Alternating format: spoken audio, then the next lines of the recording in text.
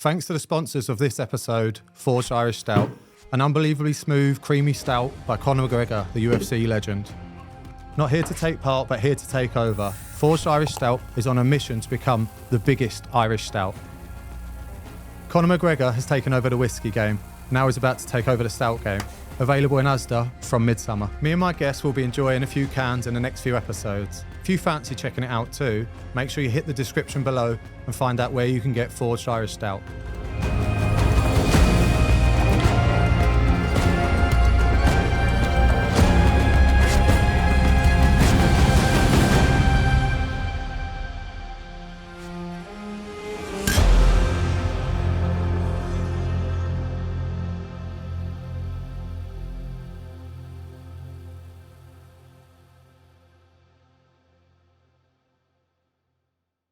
More probably well known for being at Hashtag. Yeah. Jamie Jackson, welcome, mate. The crux of it is it's a seven-a-side, right? With a few weird and wonderful twists along the way. Play on the name TST is target score time, I believe. It's my Hall of Fame status at Hashtag United. I'm an official Hall of Famer. Catch. Teach your goalkeepers to catch. The Campos kit weren't so bad. Yeah. That monstrosity is awful. But I was in awe of that as a stadium. Yeah, lo and behold, it had gone in, straight in. He ran up to it, flicked his gloves off. Very dramatic. He's that type of goalkeeper as it goes. What's all that about? Hashtag United, we've got loads of followers. We're getting free boots. And I was lucky enough to spend kind of gave me a character, right? He called me the scariest man in football. I got him in the van, my mate's gone to me. Did you hear what they called you? And he's like, that's got to be a goalkeeper. Saved Jesse Lingard's penalty, and he should do. At the least point you'd expect it. And you'll be in. And then it's your time to shine and your time to grab the shirt. What a save from Mark Howard.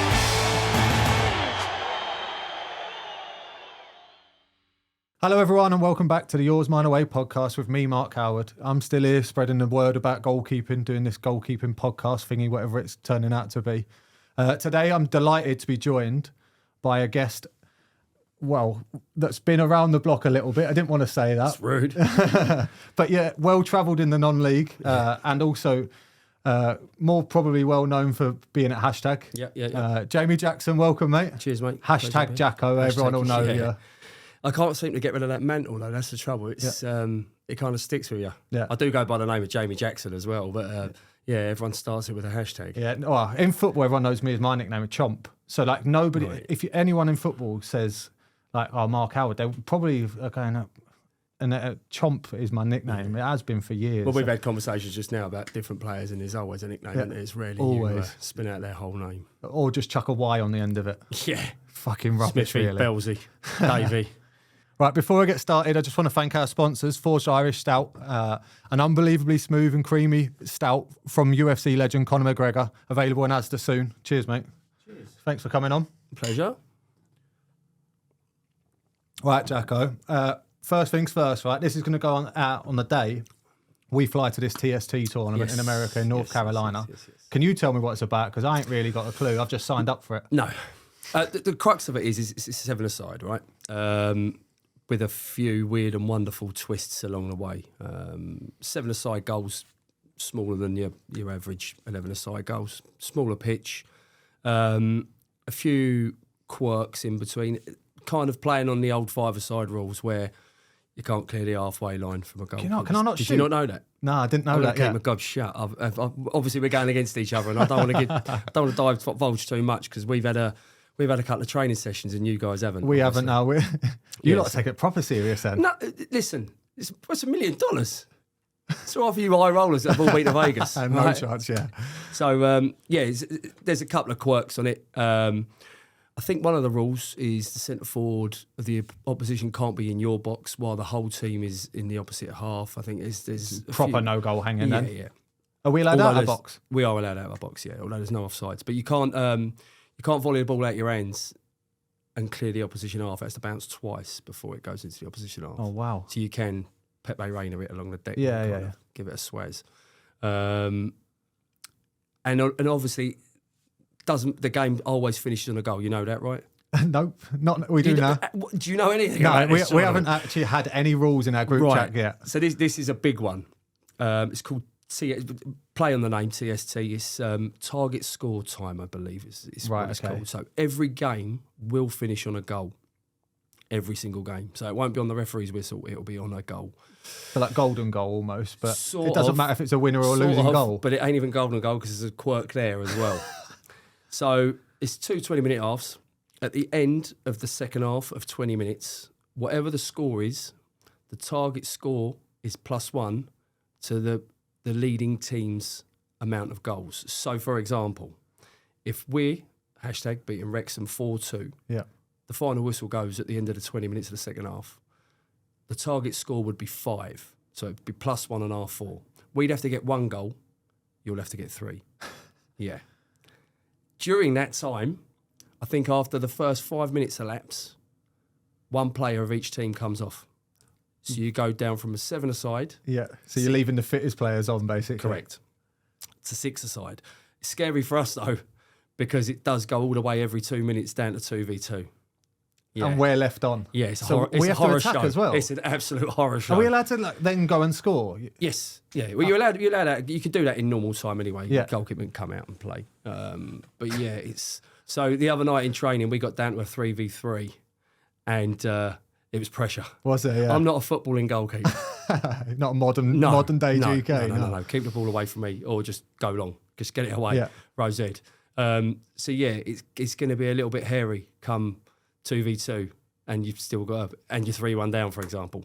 Wow, and you still need, you'd need 3 goals. You'd need 3 goals, yeah. And it's, for some reason, has become apparent in our training sessions, it's really hard to score when the numbers start dropping and the time starts going. For some reason, it's like a mental block. Yeah. We've played it a couple of times now. And when it gets to after that the second half of 20 minutes, there's a lack of goals. Is that just because it goes man for man then? And people stop leaving runners, you just... We kind of come up with a new tactic last night. I think you've got to go a bit more gung-ho, I think. Yeah. Yeah, but the boys ain't going to see this when they're around. The boys, so you go a bit more gung-ho, I think. If you're winning, you only need the 1 goal, throw caution to the wind. And, just go for it. And have a little bit of a go for it. Because as you come down in numbers, it does become a bit more of a lottery. Because you're down to 4v4, 3v3. Yeah. Any turnovers... as they flood forward, the likelihood is they're probably going to score. So that 3-goal advantage quickly becomes 2, becomes 1, and then it's a direct shootout for who scores next, a sudden death, as it were. It's going to be warm as well. It's going to be about 30 degrees. Yeah, 32, I think, the day we land. Yeah, nice. Yeah. That'll be good. So then midday games are going to be sweltering. Hopefully we've signed some fit players. Young. You want young, fit, Just keen runners. Yeah, greyhounds is what you need. There's some good teams out there as well. There is. I'm aware of the players that are coming, obviously, from the British sides. Yeah. Obviously, West Ham and Wolves have got teams. Yes. And all ex-pros, all good footballers, whether they've got the legs, whether they're going to be there on a little bit of a jolly, with a bit of luck, we'll see. In our group, we've got Como. Right. So I came through my youth team with Fabregas. So I sent him a message on Instagram and he said, I'm not playing, but I am there either to coach or manage. Right, it's like a testimonial sort of thing for him. But okay. He's there, and I was like, oh my God, Cesc Fabregas might actually play in it then. Yeah, is he just blagging you? Like? Yeah, that's what he's in our group as well. I think that might be our opening game. We've got USA Women's as well. Yeah, there's some good teams. It's so hard to judge because of the format, because of the way it's going to roll out. It's going to be sweltering. And the rules. We obviously fly out 48 hours before we kick off. So it's going to be hard for obviously the English teams going over the British teams, Wrexham. It's going to be tough for us, and obviously you don't know the depths of everyone else's squad. A lot of them are unknowns. There's some alumni, university and college teams that are going to be fit as butchers' dogs. They're going to be running all day long. But then there's, like you're saying, ex-pro team. Stephen Ireland's put a team together. I see that. Yeah, ex-Man City players and Bolton players. Yeah, they look tidy. Yeah, they did. I saw that today. Yeah.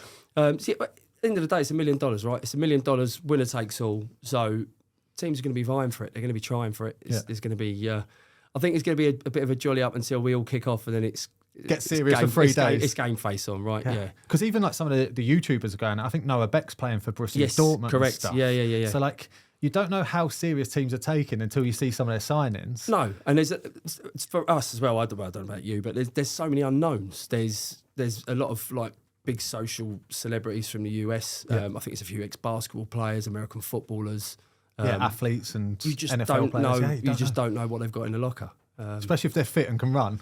That's the basics The of it. worry. I think, the kind of way we're setting up is steady Eddie defenders and legs in front. Fair enough. Yeah, makes sense. Open and it a up poacher up top if you've got one. Yeah, because you need that. You need to have that buffer going into that target score time. You want to have that buffer of goals. Yeah. Have you played in any events similar to this, or is this new to you as well? Not- Because you've played a lot of charity sort of. Yes, nothing like this. I mean, this is a different ilk altogether, right? It's $1 million on the line, which is pretty much $1 million. How much a hashtag giving you if you win, by the way? I can't say. It's an undisclosed amount. I'm just lucky to be going, really.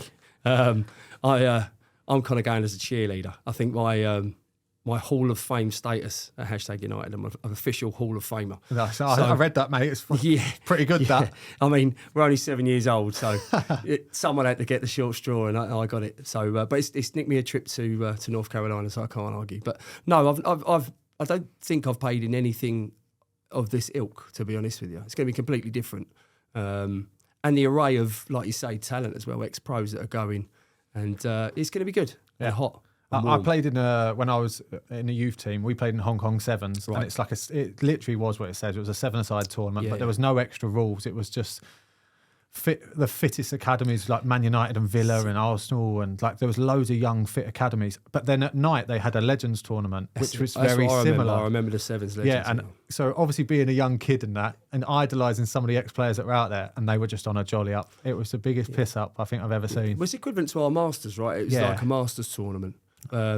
Which I did play in. Now I said I haven't played in at all. We did have a game at the O2 once. The old, is it Star Sixes? It was called Star Sixes. Hashtag had a game there, a pre-game to warm up the crowd and stuff. Fair enough. Yeah, we played at the Right. O2. I'm going to kick this off with some quick fire questions anyway. Cool. Right, goalkeeper specific mainly, but a few others chucked in. So catch or parry? Catch. Old school. Parry is. I tell you what, we've had some that think about it. Some young goalkeepers that have come in have went, you're like, what are you thinking about here? Just trying to think. It was the Leeds West Ham game at the weekend. Leeds goalkeeper, head height, 2 steps across, catch it. Yeah, he's gone flying across, palmed it. Unnecessary parry. No need, and it looks like a complete flap as well. It does, Just catch the ball. Yeah.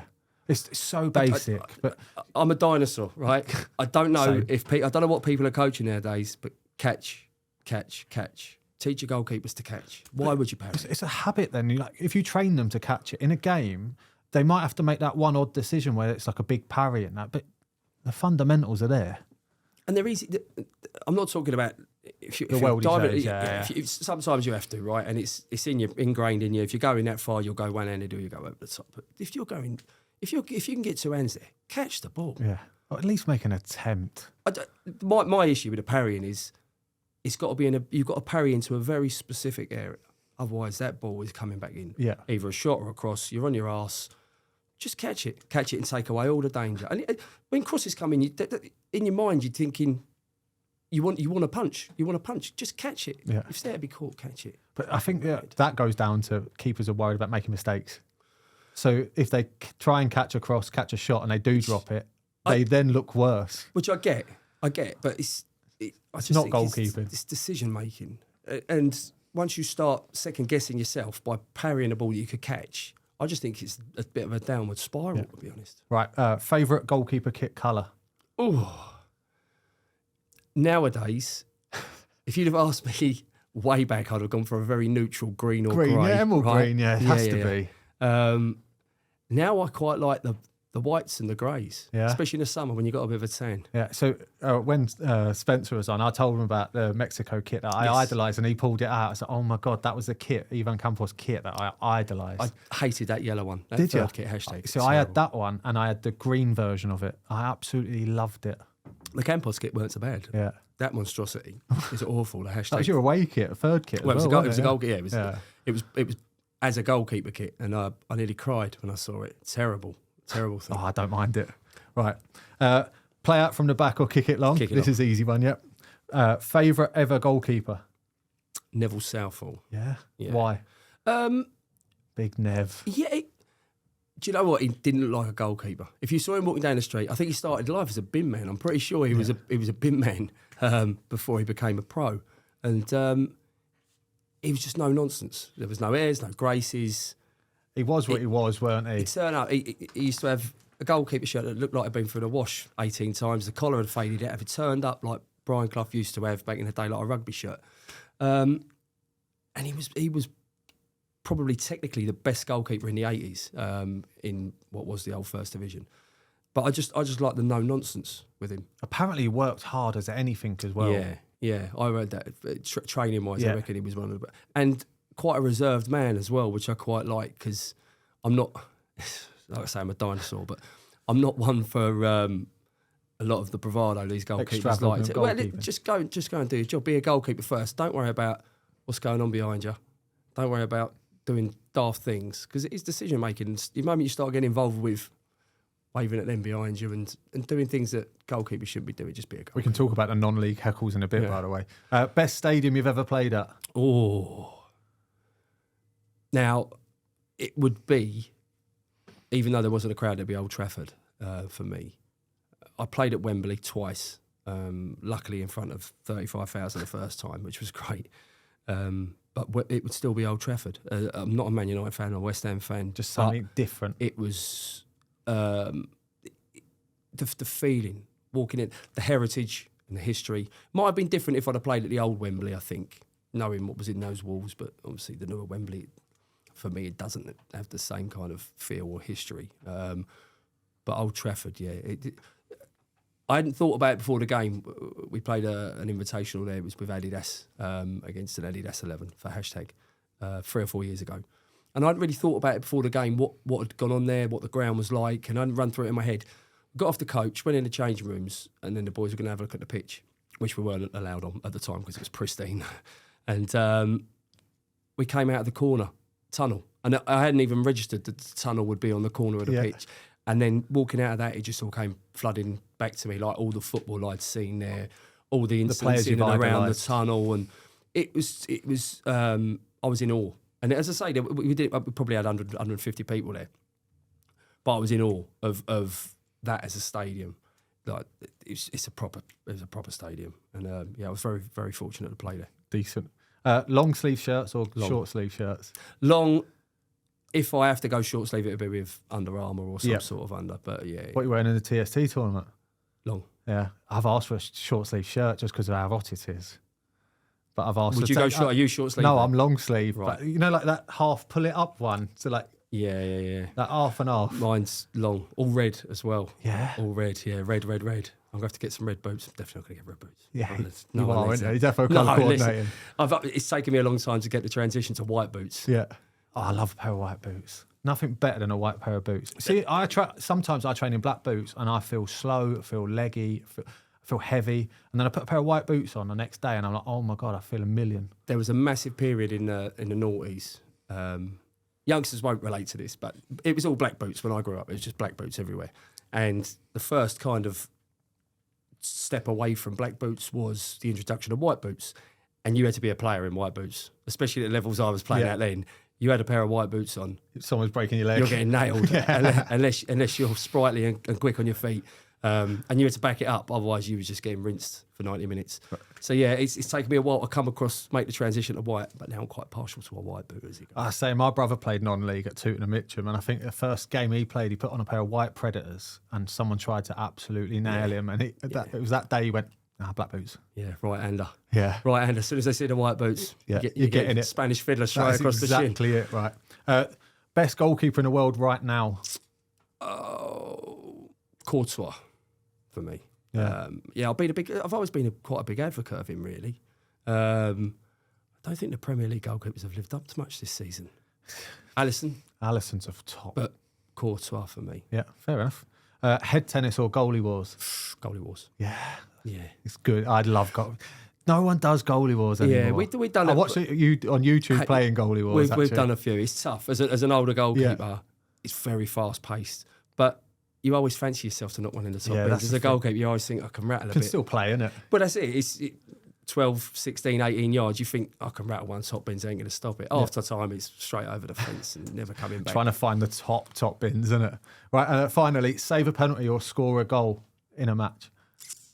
90th minute. Save a pen. Yeah. Yeah. Save a I've scored once. I've Yeah? scored once, yeah. What was the goal? Out of my hands. Cleared it long, bit of a breeze behind me. Centre forward, centre half, goalkeeper clattered into each other. It took another two bounces. Did you celebrate? You have to have I didn't really understand what had happened. It wasn't until afterwards. I just assumed someone had put it in because I haven't got a donkey kick. My legs ain't the greatest. I was surprised how far it travelled in the first. I just assumed someone had got a touch on it. And lo and behold, it had gone in, straight in. That's decent, that. Yeah. I don't know if I got a celebration in me. Surely you peeled off to the corner flag, give it a knee slide or something. I just don't think I've got that. I am that person that would injure themselves with a knee slide. Yeah. Who did that in the Champions League? Was it Pepe Reina for Liverpool? Tried to do a knee slide. His knee got stuck. Jarred it. Yeah. Proper jarred his knee, didn't he? That looked brutal. I've been lucky with penalties. Really, I've had a couple of good runs with penalties back in the 90s. It was at that time the longest amount of consecutive. It's bittersweet, really. It's the longest amount of consecutive penalties scored. It was 11-10. I hadn't saved one. The other keeper hadn't saved one. I scored the 11th. The other keeper missed. So. I'd ended up a bit of a hero, but really I was a buffoon because I ain't got near 11. I haven't got near 10 penalties. Even the 11th I didn't save, mate. Remember he dragged the Portugal-England game where Ricardo, the goalie, took off his gloves and he scored a pen and then he took off his gloves and saved Darius Vassell's pen? No. Nothing hurt as much as that in my life because just like he mugged it. It's like, scored the pen, took off his gloves, saved one. It's like, and then he just peeled off. Adrian done that at West Ham playing against Everton in the League Cup, I think it was. I think he took a 7th or 8th penalty, but he ran up to it, flicked his gloves off. Very dramatic. He's that type of goalkeeper as it goes. Right, normally I kick this off with your earliest memory in goal, but because you're probably more well known in this space for being on hashtag and stuff, I want to know how that all came about, if that's all right. Same as everything, really, a quirk of fate. So I played non-league football from the age of 16 to 39. My performances have started to dwindle. I won't lie. I had a good reputation. I finished up at my local club at Slough Town, and my performances were dwindling, and I knew it was I was getting towards the end, and I didn't want to embarrass myself, so I'd come out of the game. And that summer, I'd gone on it was my stag do in Mexico, and a couple of lads joined us, and I'd bizarrely played football with their dad, who was in his late 40s and 50s by then. These two young lads, the Adams brothers, Ryan Adams and Sam Adams, they had just joined hashtag. They knew Spen, one of the lads knew Spen. So I'd say their social media has gone mental while I was in Mexico. They're getting thousands of likes on photos of us on the beach, and I'm like, what's all that about? Hashtag United. We've got loads of followers. We're getting free boots. That was a killer for me. It was like, I've always wanted free boots. So I got in their ear. I'm like, look, if you ever need a keeper, let me know. 2 months later, I got the shout. Hashtag was really in its infancy then. And at the time, what we would do, we would kind of do cross-channel stuff. I don't think a lot of people know this, but we wouldn't play 90 minutes. We'd play 4 30-minute games, 4 30-minute halves. So we do an hour for one channel and an hour for another channel. So it was long old days, but it was fun. It was a good bunch of lads. It was like a Sunday team. The biggest difference to anything I'd been part of before was minding your P's and Q's, right? So there was no effing and jeffing in the changing rooms. We had to keep our shirts on because it was a very low PG product. Yeah. We was aiming at, sounds a bit wrong, 9 to 13, 14, that 15, is the 16. YouTube audience, Yeah, the majority. and at that time, and to be honest, still really now, that was kind of our niche, really. We were a good product for the youngsters, whereas the Dons have come on afterwards and they're very much aiming at the bracket above that, really. No filter, this is what we are, this is what we do. Whereas hashtag, we was very much filling that gap there. When football was everywhere, YouTube was full of it. But we had this product where kids bought into it. We all kind of fitted roles. And I was lucky enough that Spen kind of gave me a character, right? He called me the scariest man in football. And for years after, even now, I was in a pub in Nantwich at the weekend and some geezer, 6'5", just turned 21, come up to me and went, scariest man in football, Jamie Jacko. And I'm like, you're having a laugh, and you're dragging his knuckles on the floor, 6'5", calling me the scariest man in football. But it's kind of stuck all the way along, and I played up to that mantle, as it were. And it worked great for me. It's opened so many doors. That's what I was going to ask about changing your role from being like you've played a lot of games non-league, but then to go into that side and be a content creator. Yeah. Did your whole life adjust? Because obviously the social media profile of yourself would have grown. Even just going to the shops and stuff like that would have been different. Yeah, I mean, it was a bizarre time. I think the other lads have touched on it previously, but we were literally Premier League pros, like seen as Premier League pros. Kids were coming up to us out of nowhere. I was in Ireland on a family holiday in the middle of nowhere. There's one shop, 5 school kids in it, and one of them tweets me 10 minutes later, was that you in a shop in the middle of wherever it was, Kilkenny or something? And it was bizarre. I go to the airport, get recognised, and the adjustment. It wasn't so much an adjustment because I loved it. Yeah. It was my dream. I've done all the miles, played all these non-league games, and had nothing to show for it. So to come out the other side after retiring and starting again, the adulation was great. Free gloves were great back then. Yeah, nice. They've dried up now, but you felt like a pro. We were playing at amazing grounds. Minding your P's and Q's was a little bit hard. That was a little bit different, but you kind of just feel the role, right? It was fun. It was a fun thing to do. There was no chore involved in it at all. As I said, you've played all throughout the non-league. Yeah. Obviously, I've only actually played pro, but how tough is it going from short-term contracts and no contracts? Yeah, no contracts. No contracts. No insurance. Dog shit on the football field. This sort of thing my brother played this level, and it was tough, and he didn't last very long. It kind of varies. Like, I've played with players that hated the non-league game, but played because they earned good money. A lot of them were talented and got well paid. Used to be cash in hand, brown envelope stuff, and I've had both ends of it. I've been at clubs where I got paid shit money and got taxed. Yeah. And other clubs that I may or may not. As long as it was brown 7 years ago. Yeah. Yeah, we're talking 1997. I mean, Christ, we used to get paid at the old fruit machines at one club. Used to get coins out of the fruit machine. No way. Yeah. Well, they didn't have the gate receipts or gate money to They just open up the fruity and then minus £8 if you've been booked back in the day. But yeah, I've kind of played at various levels of it, where some clubs do it really right, some clubs do it really wrong. Some leagues, especially in my early days where I was like 17, 18, it was just thugs. Right? Yeah. I mean, when I was coming up, Slough Town was my first club, and they were good at that time. I still call it the Conference. National League now. They were a good National League club. Brian McDermott was my first gaffer. Yeah. And we had an array of ex-pros coming through the club. Kenny Sampson was at the club at one stage. And I mean, 2 years before that, there was kick-ins. The Deodora League, what was probably the Isthmian League or Southern League now. They were doing kick-ins for a season. Yeah, so every team was just 8'5", knuckle-dragging, hairy-ass builder types. Yeah. You fill the team up with big lumps. Whacking it. You're throwing in your half, you'd just be smashing the ball 80 yards into the box and scoring goals for fun. So it's a big evolution, but yeah, I've seen the good and bad of it, and the ugly. But I've loved every second of it. I wouldn't change it. Fighting for contracts not easy though.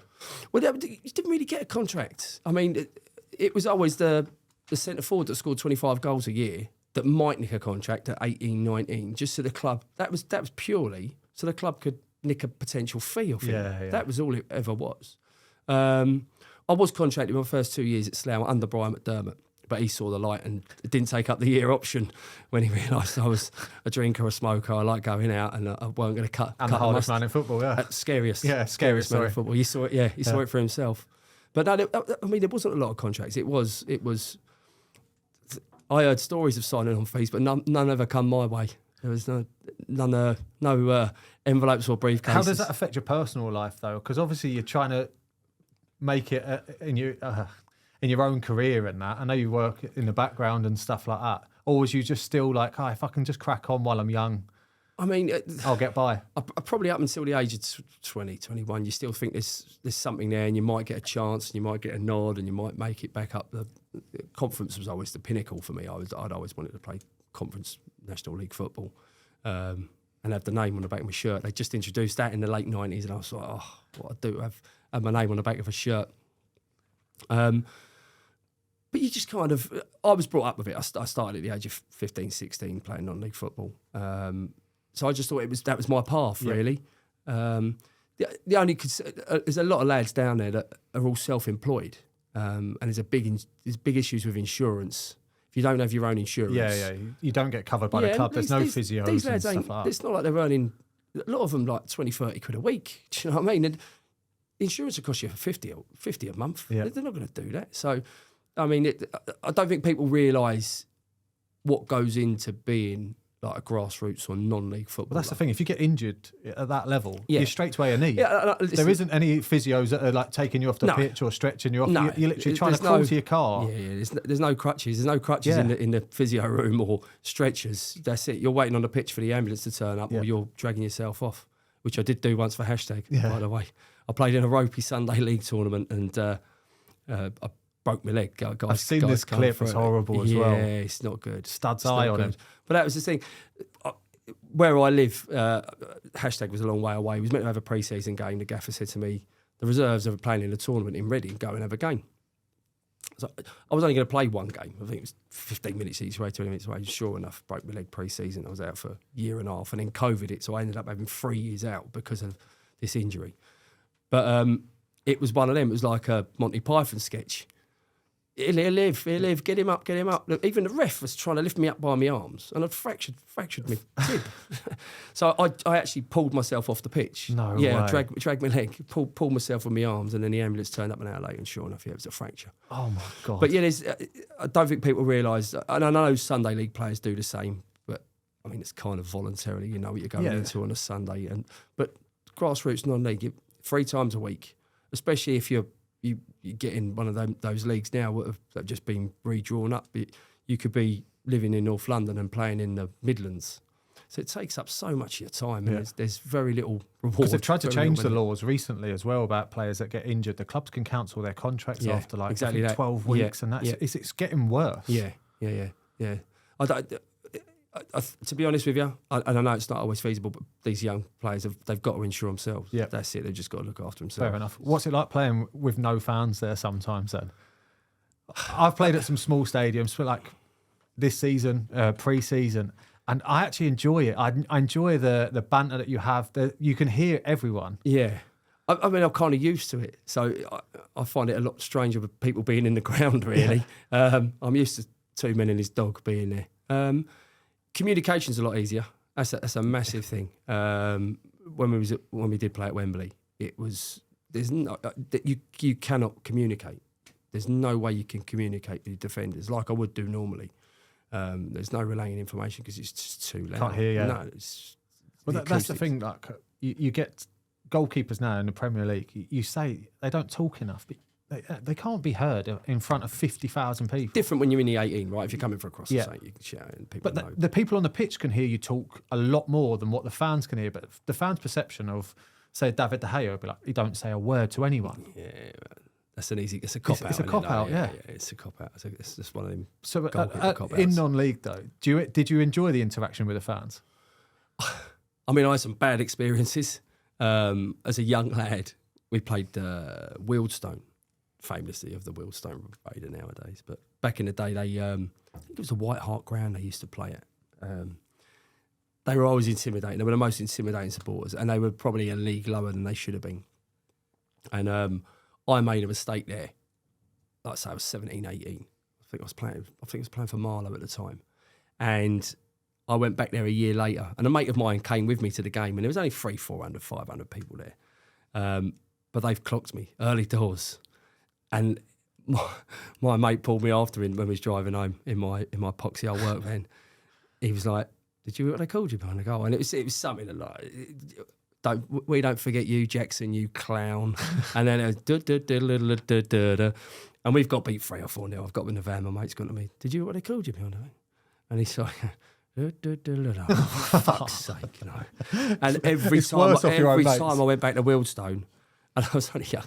I was shitting myself, and it would play on my mind, and I would dread going to play Wealdstone, for the rest of my career. Anytime I went to Wales, I'm thinking, fucking hell, they're going to know it's me. They'll remember. It's me. Even 30 years later, they're going to know it's me. They're going to kill me.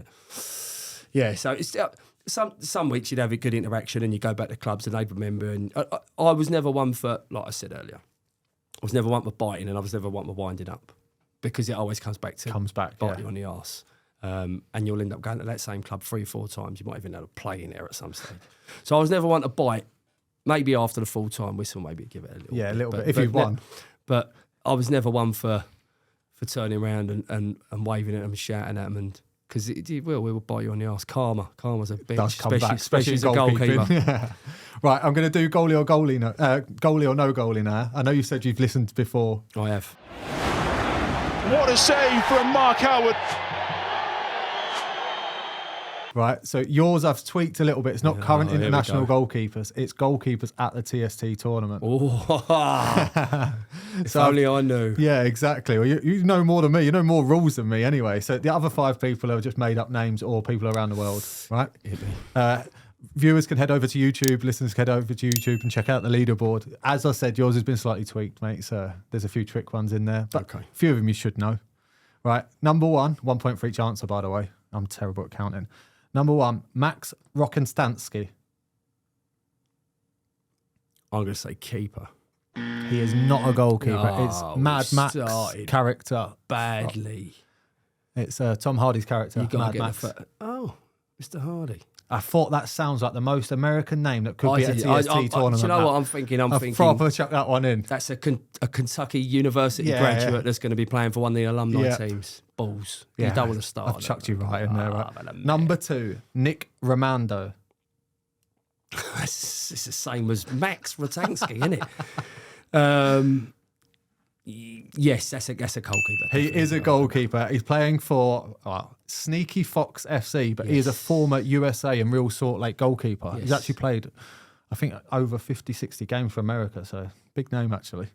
Right, number 3, Chris Konopak. No, let me start again with that. Konopapka. I am terrible. How am I meant to say this, Ben? Konopka, there you go. Ooh. Chris Konopka. Konopka. I said this really well in rehearsal as well, and I've totally messed it up. Chris Konopka. The fact that you've tried so hard to pronounce it right makes me think it's not a goalkeeper, because I'm thinking it's going to be a celeb of some description. Konopka rings a bell as well. Go on, I'm going to say not a keeper. He is a goalkeeper. Oh, yes. He's actually former Ross County goalkeeper, and he's playing for an American Legends team. Konopka. It's so easy to say when you see it on a big screen. I don't know. I got it in my own head then. You've added letters to that. Yeah, I have. Yeah, failed miserably on that. Number 4, Chris Messina. They all sound like American alumni names, don't they? They're good, aren't they? Yeah, it's just meanness. We've gone keeper, no keeper, keeper. This is going to be... What was it? Chris Messina. That's got to be a goalkeeper. He is the inventor of the hashtag. Oh. Yeah. One of the forefathers. Yes. The inventor of the hashtag looks like the Shermanator. Someone, doesn't he? He does. Yeah. Right, number 5, Dallas J. Dallas J.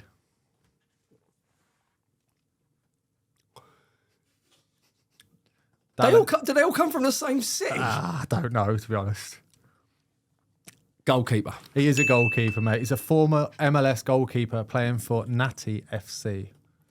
So you've got a few former decent caliber goalkeepers. I think nearly all of these are former MLS goalkeepers. You show us right up. Yeah, I know, yeah. They played their top level. Well. Right, number 6. We are number 6. Marco Mengoni. Marco Mengoni. Trying to read you two. Yeah, I don't give a lot. Marco, mate, they could all go to university together. All of them. All have played in the MLS. Yeah. Marco Mengoni. Gotta be a goalkeeper. Hit me with it. He was the Italian entry for the Eurovision Song Contest. What, this year? Yeah, this year, mate. I think he came 5th. Yeah, I do. Marco Mengoni. Now I've seen him on screen. I do recognise him. I did watch Eurovision as well. Did you? Yeah. Yeah, I did. Yeah. At least someone did. I'm that type of person. Yeah. I am. I am that man. You're boring Saturday nights now, yeah. Right. Number 7, Mika Seeger. Not a goalkeeper. He is a goalkeeper. It's not going too well. I'm just thinking, Mika straight away. You could be brown, you could be blue, you could Yeah, be violet sky. He is the GK playing for Zala FFFF. Again, a lot of these teams, I don't know who they are. A lot of these people, I don't know who they are. Yeah, same. But I was going through the TSD roster and I was like, oh, there's a goalie. There on that first one, there's a goalie. Literally just run with it. All right. Number 8, Yasin Senges. Goalkeeper. He's not a goalkeeper. But I bloody love this fella. Have you seen the Turkish food advert on TikTok? No. Oh, please tell. Skibbity dip, I'm dip, 45 dub, years. dub. I'm 45 years Yes. old. TikTok. Oh, you must have seen this fella. He's No. got the most. So he just stands outside Turkish restaurants and he does this dance, and someone comes along and just feeds him the food. Oh, he's gone viral. He's absolutely blown up. See, that's my kind of job. How He's do an people get these gigs? Oh, I just need to hear the noise. 12.7 million He followers. is absolutely blown up. He is blown up, the looks of him. It's because he's getting fed all the time at every restaurant. Sorry, Yasin. You need to hear this song and this dance. It's actually... Look at him. Proper viral sensation. That's all he does. That's it. I mean, I could do that shit. You can't move like that. I need to re-download TikTok. He'll make you millions, that. 12 million. He's getting Eating burgers and unbelievable views, dancing. mate. Well, I do that every Friday. Just not on TikTok. That's where you're going wrong. Yeah. Right. 2 out of 8 so That's a far. shit It's game. not gone great, yeah. Right, number 9, Alexis Andre. Yeah, yes. Yeah, there you go. Goalkeeper. Yeah, I thought I'd chuck one That in would be there. wrong, wouldn't it? Yeah, he's your fellow goalkeeper for hashtag. I'm assuming he's going to be our number one. Yeah, he's also a TikTok star as well, isn't he? Yeah, I mean, from what I've seen, he's a good-looking lad, isn't he? Not to take anything away from myself, obviously, but yeah, I think he's one for the ladies. Yeah. What's he been like in training? For the ladies. hasn't been training. Oh, is he not? No. No, listen, I don't want to throw any Curveballs out there. fuel on the fire, but I might have the shirt yet. Who knows? Yeah, go on then. That's like that. Right. I've been to the gaffer. Listen, the lad ain't here. You've got to play me, gaffer. Yeah, you're also a club legend, mate. You're in the Hall of Fame. I'm also 45 and Yeah, dying on my true, arse yeah. after every training session. I We'll want to see. play the first game and go out for 3 days. Well, we might be out by the third game. It might have been the biggest waste of time ever. Could be. I could be dancing around Turkish restaurants by Thursday. Right, and number 10, Aldous Snow. Not a goalkeeper. Can't be a goalkeeper. He's not a goalkeeper. I thought you'd get this one easy anyway. He's Russell Brand's character from Get Him to the Greek. All this, and I like getting to the Greek as well. Yeah, what a film. All this, no one's ever going to know Russell Brand's name and get him to the Greek. Massive West Ham fan. You I must know, know but all no these one's going to films. know Old as Snow. Oh, I know that name. What a film that is. Really? Stroke the Furry Wall. It's a great film. We've got an AstroTurf wall. I'm tempted. It's a great film, but you're never going to know All the Snow, are you? Behind closed doors, I reckon I know at least 4 of the songs as well. Says a lot about you. Yeah, I don't think I can repeat any of them. Especially his Mrs. song. I'm talking about my... Do you remember that one? Yeah, good. Yeah, I have to rewatch that one. Right, as I said, we was doing a bit of this in reverse order. What's your earliest memory of playing in goal? How old were you? I was one of those kids that loved football, proper loved football, but 2 left feet, and I was right-footed.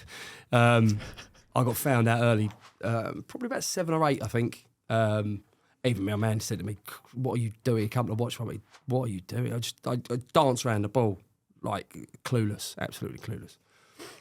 So I went in goal really early, 8, 9 years of age, and loved it. Like, it was the perfect vocation for me, really. Apart from wearing those gloves. They get a good mention, these do. That was it. In fact, Could ride them on your BMX. The truth. Straight into the pitch. God's honest truth, the gloves I had didn't even have the black rubber on them before. They were the ones before that. So they were literally gardening gloves. Teflon gloves, yeah. Awful things. But I loved it. I'm quite a sociable person, really. I like being around the team and stuff, but I quite like the fact that it was about you. You were playing against yourself. It was your concentration levels. It's a different sport, isn't it? Yeah, and I wouldn't say it was black sheep, but like I enjoyed that being my space, and I was good at it. It was something I enjoyed. And you know, when you become a goalkeeper, The right? first time you have a go at it, don't you? Listen, we all think we can score goals as goalkeepers. Outfield players think they can go and goal, right? Which they might do, and they might. Jack Grealish done it in the week, right? You might save a couple and think you're Billy Big Nuts. Yeah. But the fact is, it is an art, and it takes years to master. Yeah. Which I found out. I was 25 times a goalkeeper at 40 that I was when I was 18. And that's what I loved about it. I thought I knew it all when I was younger, but it is a position where you just continue to learn. And like I said, I thoroughly enjoyed it. I loved everything about being a goalkeeper, and I hated playing on pitch. So from 9 years old, then just hooked. Yeah. And then from then school teams, Sunday league teams, just goaling. And I was lucky as well. It sounds ridiculous. I was lucky to play for one of the worst teams locally ever. So you got peppered. So peppered every week. Oh, it's brilliant. And we turned the corner. We got to like 14, 15, pretty much the same group of lads that have been battered 8, 9s and 10s every week. Grew up, had a bit about us together. And we started to kind of chip away and win games. And then, I'd done all the usual. I had the trials that I was never good enough for, never fit enough for. I'd spent some time for Kenny Jacko at Watford briefly. But at that time, I'd found the social. And did this fit into being, 15, 16 years old? Yeah, YT. It was YT, yeah. Funny enough, I messaged Dave Connolly. He was in the same age group as me a few weeks back. I was talking to him about it. But, again, if I knew then what I know now, I should have applied myself. But I know full well I wasn't good enough. I knew I wasn't ready for that. And non-league chose me. And I say I enjoyed it. I enjoyed every minute of it. And I was lucky enough to come out the other side and then do the hashtag thing where the rewards really came true then. So from your failed trials at Watford and that, then was it a case of just keep going, something will come about? Because I know you signed for Slough quite quickly after that. Yeah. Well, that was it. It was about the same time, really. I signed a contract at Slough. I'd done 2 year, and then Brian never took me up on the option because of the same thing, really. I'd fallen into a trap where I thought I was a lot better than I was. I was going out drinking, and I've been a smoker throughout my career, which ain't great, obviously, but it's something I just did. It's part of my pre-match routine.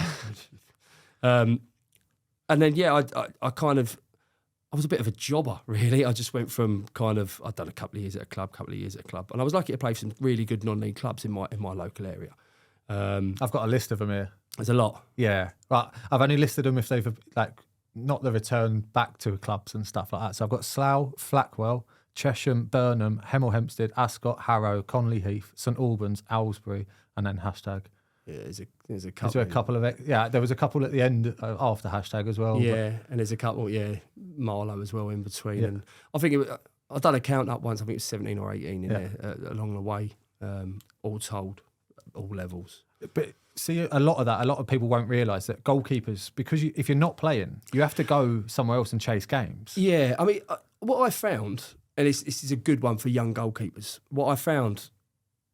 Being patient was an absolute virtue, right? Because you think you're on your arse and you think you're out of the running, and it's worth hanging in there. It's worth working hard, training hard, keeping fit, because it does get noticed.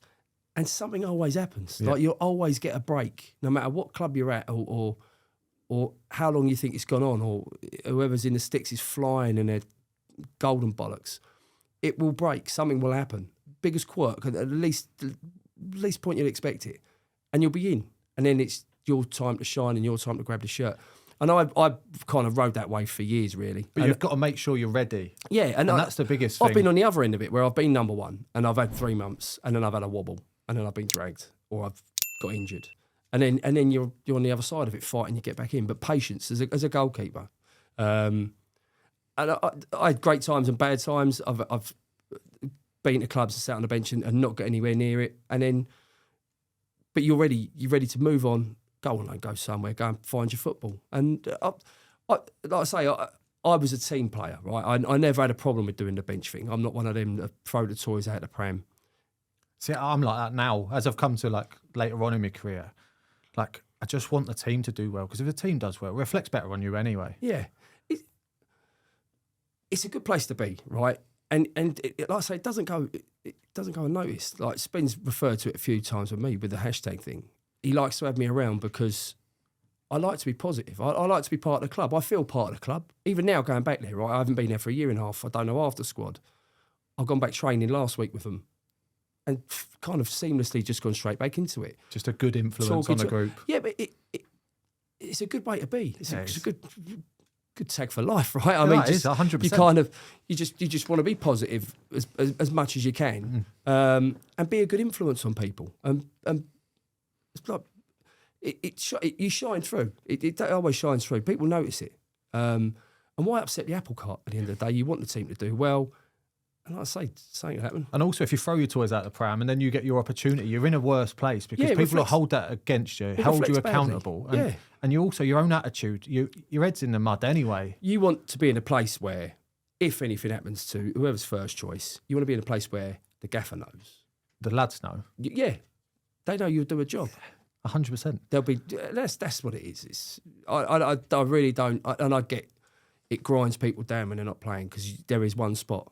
But you know from an early age, there's only ever one spot, right? And that's it. And I've always been quite respectful. I've always done the lads' warm-ups when they've needed it, and that's something you don't get in the lower league. So you don't have a goalkeeper coach, you're doing the other lads' warm-ups. You clearly smoked a fag, he said. This is Matt Smith, and this is the glove review on the Yours, Mine, Away podcast. Right, I want to talk gloves for now, right? What gloves do you wear now, and what have you worn throughout your career? I'm wearing Reps by Saviour. Yeah. They've chucked me a couple of pairs, God bless them. The early days was always Cells for me, although I started on Cell Sport, which was the variation company of before. Cells, always a Rep. Always preferred a Rep. I'm not one for a negative. If someone sends me them, I'll wear them.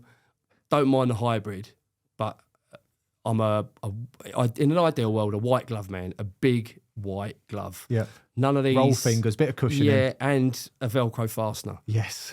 Don't give me something that pulls all the way up my arm, that I can't fit my thumb in, that's got no fasteners, that'll slide off, slide about.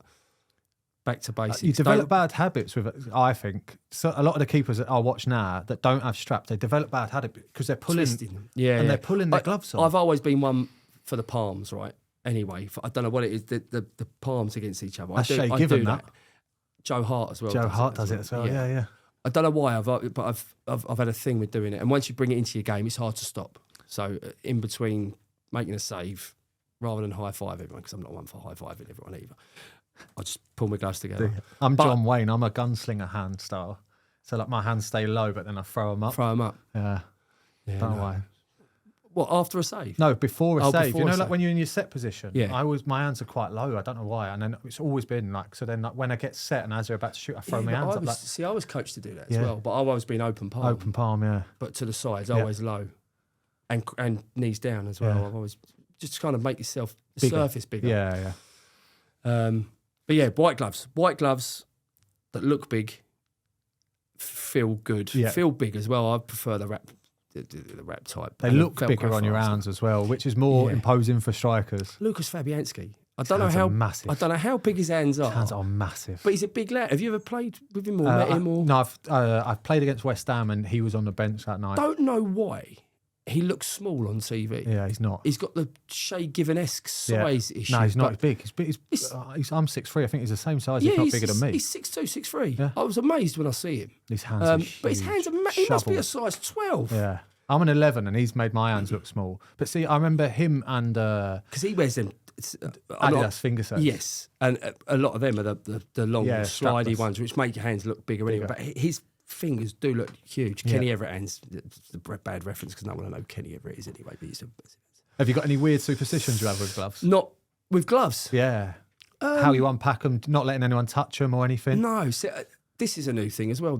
They come with the plastic wrapper on. It drives me fucking bonkers. Never comes off properly. There's always stuff Bits still left on it. Someone told me a couple of seasons ago you meant to leave them in hot water. Yeah, see, I've heard this trick and actually, right, it's meant to work. I've never tried it because my gloves don't come with it.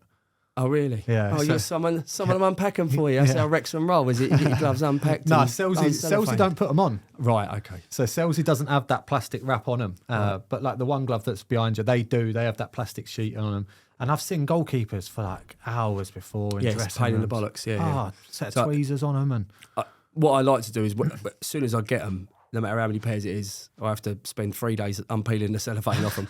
But soak them straight away. So that it's done days before. yeah. So they'll take a bit of water. So when you went to hashtag, you saying before that you got sponsored to wear boots. And Yeah. So was gloves the same? Just all of a sudden you'd played non-league your whole career, struggled I'd paid for paid for gloves, gloves, my yeah. whole life until I was Celebrity. 39. Yeah. Until hashtag at 39, and then all of a sudden, Umbro were our first kit sponsor, so we got Umbro boots, Umbro gloves. Although it wasn't unlimited at the time. But at that time, because things were moving along so fast, everyone was coming to me and saying, do you want our gloves? Do you want our gloves? But because hashtag was staunch Umbro and had an agreement, I couldn't wear anything else other than Umbro on screen. Fair enough. Then we moved to Adidas, who were really good. Like, I know hashtag they've had really bad issues with Hummel this last year, but Adidas were great, and I wouldn't say it was unlimited, but I got, like, the numbers were good. Yeah. For me, being a non-league goalkeeper that's gone through, I'd have a pair, maybe 2 a month. Yep. Pair for train. Well, the old match pair would become a Yeah, training yeah. pair in the cycle and continue. Did you, when you was paying for them, did you look after them a lot more than how you look after them when you started getting them for free? There must have been a bit of an element of when you started getting them for free. It's like, oh, yeah. No, but I used to give them away to kids. Yeah. That was my biggest downfall. Yeah. Because I used to have to go capping into Adidas or hashtag or whoever's Gave getting another them pair and away. go, and they'd tell me off for giving them away. I'm Yeah. like, leave it out. Billy's travelled 700 miles to be here, come and watch me, and he's asked me to sign him and give him his gloves. And Yeah. I was prone to giving loads of pairs away. Yeah. Plus, I was that kid once, right? I was that kid that wanted someone else's gloves, and you think, do you know what? For the sake of, what's it costing Adidas, 20 quid or whatever. Yeah, it cost them nothing to make. That kid's going to have them for another week before he throws them in a fucking bin. Because Jacko signed them anyway. But Now, I know I asked you earlier on about favourite kits and that, right? Have you got a kit that was your go-to kit as a kid that you remember? yeah, it didn't have the badge on it, but I had a yellow and black Booked Goalkeeper kit. And then not long after that, Surely an old West Ham Shaka Hislop style kit. well, no, this, remember the this green was and black This one? was before Before Shaka. then, yeah. Before Shaka was up. This was Ludo McCloskey. Oh, yes. But it didn't have the badge on it. And it was one, I actually I played a couple of halves for West Ham when I was a kid. A lot of my mates were at West Ham, even though from the other side of the M25. And I got to wear it and I felt like £1,000,000. I had that, the booked kit, yellow and black stripes, neon yellow, black stripes, no West Ham badge on it, though. I've still got it at home, I should have brought it in. And then after that, I would have been 12, 13. They didn't really, the Sondico made a really leery fluorescent yellow and black, but it had matching shorts, the panels down the side.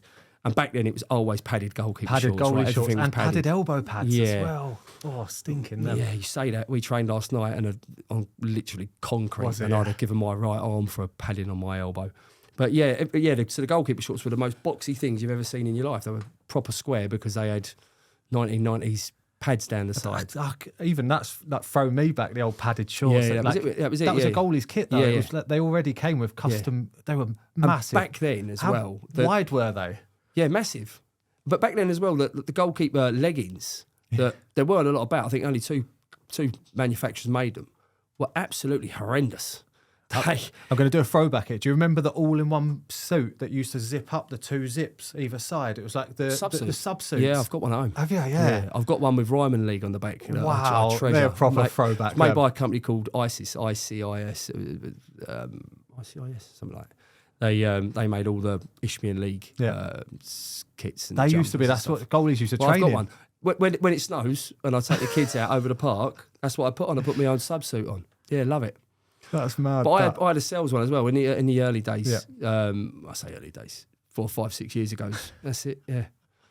In the early days, Remember them? Sales made Yeah. them early doors, and I've got a couple of them goalkeeper ones that have got 3/4 lengths and some weird padding in. Yeah. But the early days of goalkeeper leggings were horrendous. Well, I remember Ludic McCosco's padded knees, padded hips. Yeah, but they were shit though. They were bad, weren't they? Weren't Do you remember padding. the little elastic bit underneath at the end of the trouser? Yes, you where on your socks foot, up- stirrups, like Oh stirrups, my yeah, God, like they were joggers. horrendous. But then shin pads were the same as Yeah, well. they Shin were. pads Yeah. had them Ankle protection. discs on the ankle protectors. Fucking hell, you couldn't move your foot. I've not seen an actual outfielder wear ankle protection No. for a good 15, 20 years. They don't wear shin pads either. No, they They're don't, fannies, no. and then they're rolling about all the time. They wear like foam now, you know. So you know, like the foam that you'd put in your insole if you had a sore foot.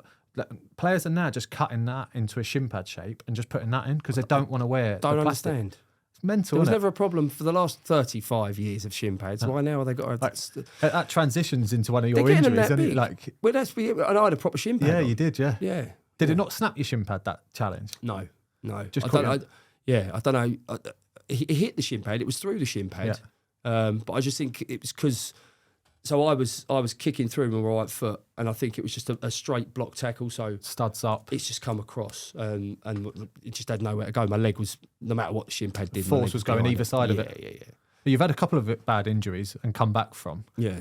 It's a lot harder than people think for a goalkeeper. Yeah. Because you're not out on the pitch running. You've got to build up the whole strength of the dynamic stuff. And like, how did you come back from a broken leg? Especially, I think you was quite. Well, I was old. Yeah. I was. Yeah, Towards the later stages of your career. They told me because it was on a compound fracture, I'd have to let it heal naturally, and normally it would be I think it was 3 to 6. They said 3 to 6 normally, but because of my age, I was looking at 9 to 12. Yeah. And it was like 9 months, 10 months before I could do anything. Again, going back to the non-league thing, I got a 9 to 5 job. Right? Yeah. So my MD was having to pick me up twice a week, take me into the office. I was having to hop upstairs in moon boots to try and do my job. So yeah, it was tough. And then the goalkeeper side of it, it couldn't have been timed any worse because COVID hit literally just as I was coming back. I think I started training in February, and March was when COVID hit fully, and all football stopped. So I was just getting going. I'd done running. I'd just started to do some ball work. I've been on the fucking wobble board and all that bollocks. Those ARX foam pad things and everything. It's mind numbing, and you feel really lonely. Like when you're used to playing football and having that part of your social as well takes so much away from you. Yeah. So I really struggled with it. Mentally, it was really tough because I knew I'm at the end of my career, right? And it was like, is it worth it? Is it worth putting all this time in? I didn't want to go out. My biggest thing was I didn't want to go out. I played in that 11-a-side tournament on a fucking dog shit pitch against lower standard. I didn't want to go out like that. Yeah. I didn't want that to be my last rodeo, as it was. Yeah.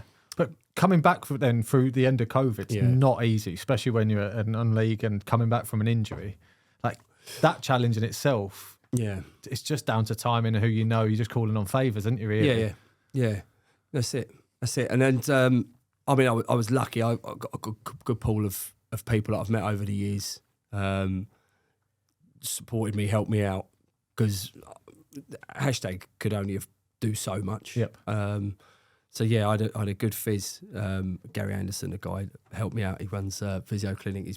He's judo coach over in West London. He looks after a lot of WASP players and stuff like that. You thought about doing some coaching then, from like obviously towards the back end of your career and then that sort of thing. Do you think, right, do I do a bit, or is it you've got a 9 to 5 job anyway? So you're like, what's the point? I think my issue is the game's changed so much, and what like my kind of idealists and methodology has changed. It's completely different from what it was, and I don't like we're saying about the catch and parry thing, right? I would want my goalkeepers to catch. I would want them to do the basics. I would probably prefer them to be able to kick a ball for 40 yards as opposed to turn inside for pep and go left or right and spray the ball. Play it into your centre mid who bounces it round corners. I just feel like the game's probably developed and I haven't. Yeah. So I don't know if that would be right for me. Yeah. I don't know. And I don't know if I have the patience as well, because you've got to have the right mindset. Don't get me wrong, I've met some great kids who are great goalkeepers, and no doubt they'll do really well and be good, but there's a lot of other ones that and me when I was 15. Yeah, Stroppy little bastards, and I don't. They're hard to manage sometimes. It's how do you work with it? Yeah. And it's a different world now, right? Like to me, football was getting out there playing, kicking a ball about, being a goalkeeper. But with your online presence, and would the YouTube coaching not play more into your hands then because of your following and your background? Potentially. I mean, my whole thing, I got a channel, right? So I don't know the first thing about social media, really. I've blagged my way through Instagram and done all right out of that. TikTok, I mean, Turkish geezer in front of him. You know what I mean? Help me out. So it kind of always scared me. I put one video up and be great, my season saves or something, right? I managed to nick 18,000 followers through kind of jobbing through doing work with the Sidemen, doing work with Hashtag, doing work with Soccer AM. So I kind of built up a decent channel. That's what I mean. Like 18,000 subs by doing nothing. It was a big joke within the changing room with the boys because I nicked 18,000 subs and I didn't even have a video, and they put a video up 3 years ago. And even then I said it'd be my only one. But I haven't got the nous to do it. Yeah. I couldn't edit. I've needed someone else to do all the work. I got a decent camera once and I set it up and I thought, what the fuck are you doing? GX, whatever it is, GX2 or GX4 or something. And I'm like, I tried vlogging. I'm like, no, this is not for me. It's a young man's game and it's not going to happen. I wanted to ask you about Soccer AM and like filming with the Sidemen and stuff like that. Yeah. Are they just opportunities too good to turn down? And then when you got into especially Soccer AM, I wish I knew then, which I know again what I know now, right? I done at that particular time when it was kind of Hashtag was really hot. I'd get offered all sorts, and I'd go and do them. Soccer AM was the main one, right? It was the one I wanted to do. It's unbelievable, It's honestly one of the biggest institutions from our era of football. Yeah. Well, so growing up as a kid, I used to watch it. Say kiddish. But like we used to meet on a Saturday for a game. When if we was getting a coach anywhere, we'd meet up, have breakfast, watch Soccer AM in like the chairman's pub or the chairman's bar or whatever. Watch before we got do the a coach. rap. Exactly that. And then lo and behold, 20 years later, I got the gig on the show. We played against them. Hashtag United played against them in one of our like friendly games that was shown on the channel. I got to talk to a few of the guys then. A good friend of mine's sister-in-law worked on the show. So my first ever show 6 years ago was Helen Chamberlain's last show. Ray Winston was on there. He was one of my all-time heroes. Big West Ham fan, obviously. So I was in awe of the whole thing. And then that summer, they went to do some pre-season filming down at Southampton, I think was the first one I did. Southampton couldn't get my goalkeeper. So Stuart, who was on the show at the time on the team, called me up. Jacko, can you help us out? Yeah, I'd love to. Got paid some beer tokens, nothing more than that really. But went down to Southampton's training ground. James Ward-Prowse, Shane Long, two others. But literally turned up, had a kickabout, had a right laugh. Shane Long nearly broke my fucking nose. Which was driving home from the training ground, like 2 bits of tissue up. Was driving up the A3. Is it a point blank one straight at your nose? Yeah, Nice. He's done a step over the left and a toe poke with a right. I'm kneeling down, he's just done me right in the mush. But we're driving home, Jimmy Bullard's pulled up in his Range Rover alongside me. I've got 2 bits of tissue stuck up his shooter. I'm like, to stem the claret coming out of my nose. I'm like, oh. But yeah, and it kind of went from there then. They'd invite me to do, the drills when we was going to clubs. So I get to, it was the best thing ever. It's class that, I'd take half day from work, work in the morning, get to a training ground, wherever it was, be it Chelsea, we did loads at Chelsea, Derby, turn up there, talk to the boys, film for an hour, meet all the pros, and then it was the best thing ever. It's like, I'm living the dream here. Unbelievable opportunities, It wasn't a massive money spinner, but they covered me down a little bit more. And then it evolved a little bit into doing the Saturdays. My issue was Lloyd Griffith was, at that time, the incumbent goalkeeper on the show. Yeah. But I knew he was leaving, Lloyd. So I'm thinking, I'm hanging in there. Create a space for yourself. Broke my leg. Oh, no. Yeah. So I done that year, Fenners wasn't on the show. Lloyd had to cover Fenners for 3 or 4 weeks. Lloyd was the main presenter. I went in goal. Saved Jesse Lingard's penalty, as you do. The night after he'd scored at the Emirates. Oh, nice. He didn't score for 14 months after that, did Lingard. It's the downfall of him, it was. Yeah, just you all say. All my fault. So I'm hanging in there thinking I'm going to get this gig permanently. I'm going to work every Saturday, soccer AM. I'm going to fuck football off. I'll be done with it. Or do hashtag on the side. Yeah, It'd be brilliant. course. Break my leg at a Poxy Sunday tournament in Reading. And that's when they opened it up, really. And all the young Kenos, Big G, snuck in. John and all that, they all snuck in the back door, the swines. Yeah. But no, I have a good relationship with them boys as well. Yeah, I bet. We don't often see each other. I bet behind the scenes of filming at Soccer AM is incredible. It's ledge. Yeah, it's ledge. I 6 years I've been doing. I've been lucky enough to know all the guys socially as well, and they've really looked after me. We have a good side. They are. People don't realise what goes into that show. A lot of people have kind of besmirched it a little bit over the years. Yeah. It's a different world now, right? Romantically, we grew up with it when you could get away with a lot more, do a lot more closer to the bone. Yep. Unfortunately, we look at it with rose-tinted glasses. The world's changed, the programme's had to change. So once they finished, the dance-off made that programme. Yes. And then once that stopped, it just... Well, obviously, it's the last show Saturday. Please tell me they're bringing it back. Well, I was hoping. I don't know. No one's told me yet. They see you do the Turkish dance. Yeah. While pouring cheese all over a burger and stuffing it down your face. Kels, who books us in every week, he did text me the other day and said, bring your dancing shoes. I'm thinking, they're going to do a dance off. Got to do it. And then he said, no, we're going out for a beer afterwards. Fair for enough. fuck's sake. But no, it's an institution, like you say. It's a great show. I've been very lucky to be a part of it. And it's been fun. Like, you rub shoulders with celebs. You go and go for 15 minutes, 20 minutes tops. The car park's fucking hard, though. I bet it's... No, I've not seen... Oh. I wanted to ask your favourite save in the car park. It probably Lingard's penalty, yeah, because it was such a big thing at the time. What happened was it came out in the paper the night before he played at the Emirates. He scored. He'd done the moonwalk, I think, and it was a big. He'd thing. done that Michael Jackson time. Yeah. He'd done the yee-hee, and then I saved the pen. We went in the car park afterwards, and he gave the lads the money. He gave them like 500 or 600 things. Wimbledon fans. Yeah. It was everywhere. It went viral everywhere. So the save got a load of traction. Again, wasted on me. I'm getting all this traction. Yeah, I know, that could have been hits on you. But that's it, it's pointless, because I just don't know what the fuck I'm doing. Do you know what I mean? It's like, I really could have capitalised on it more. But no, that would be my shining memory. But it's all the people that come in there are great. The crew are great. Loads goes into it, and it's still, to me, it'll always be a proper football institution. Yeah, fair enough. So, yeah. But have you got any highlights of your goalkeeping career? Like, what's been that moment that you've went, like, pinch me, is this real? I mean, Wembley, the Wembley thing. You've played in there twice. It's I made a save from Steve Gerrard. And, I've seen the free kick save. Yeah. You get up and act like it's so nonchalant. I've been waiting for you to bring this up, by the way. Do you know what? Because I didn't play first half. We'd done 45 each, me and the other lad. And Andy, good goalkeeper, Andy Jeff Watts, Cade Watts now. And my nerves had died down because I'd been able to sit there for 45 and kind of digest the whole stadium and what was going on. And the fact it was at Wembley in front of 35,000. Yeah. My nerves had calmed right down. If I'd have played first half, I think I'd have shit myself. Yeah, shaky leg syndrome and that. And because I got to play second half, I'd done my little 10-minute warm-up, which I prefer. I don't like doing a long warm-up before the game. I never have done. I'm able to go out there, do a little bit of feet, a little bit of hands, play the game. So I'd done a little half-time bit, sucked it all in.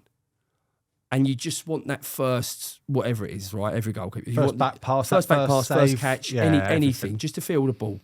You don't want anything to go tits up before that because it'll play on you and it's just downhill.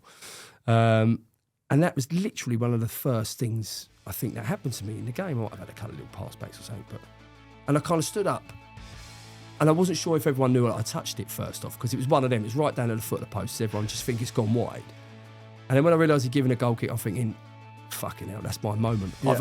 No matter what happens from here now, I've had my moment.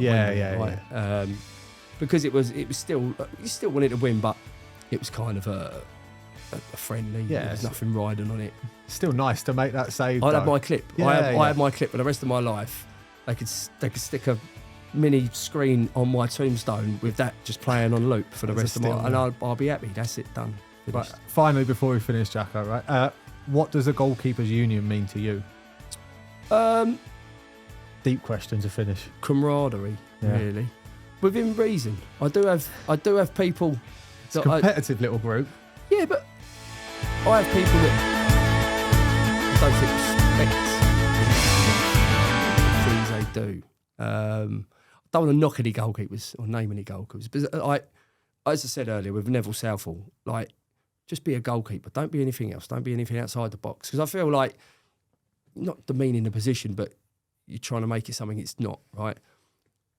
I really like Nick Pope. I've got a big thing about Nick Pope at the moment because he just gets his head down a bit. He's a goalkeeper, right? And he's reaping the rewards. Great move going now. I think you can over-egg it, right? Be a goalkeeper. Don't pirouette when you have to make a save. Make the save. Don't celebrate a save. Oh. Penalties. You know, someone told me years ago, right, as a goalkeeper, don't listen to what other people say. You know when you've had a good game. You know when you've had a bad game. You are your biggest critic, right? Even when people tell you you've been brilliant, you think, fuck me, no, I weren't. I could have, would have, should have, right? Don't make it into something it doesn't need to be. Don't put a target on your back either. Because I just feel like I am part of the Goalkeepers Union, but like the Goalkeepers Union, not the celebrity pomp Goalkeepers Union where you want to be centre of attention. Because that to me is not being a goalkeeper. No. But I'm a dinosaur, right? What do I know? That's why I can't I'm coach. on the same level as you, mate. But yeah, what a guest you've been, Jacko. Really, my pleasure. Thank you for coming on, mate. I can't wait to get out to this TST tournament, have a beer with you as well. Have a beer in Carolina. Yeah, nice. Sounds good, that. Right. Jacko, thanks a lot, mate. My pleasure. Cheers, buddy. This has been the Yours, Mine, Away podcast with me, Mark Howard. Make sure you head over to YouTube, subscribe to our channel, make sure you're following across all your podcast platforms. Thanks a lot, guys. Bye. What a save from Mark Howard.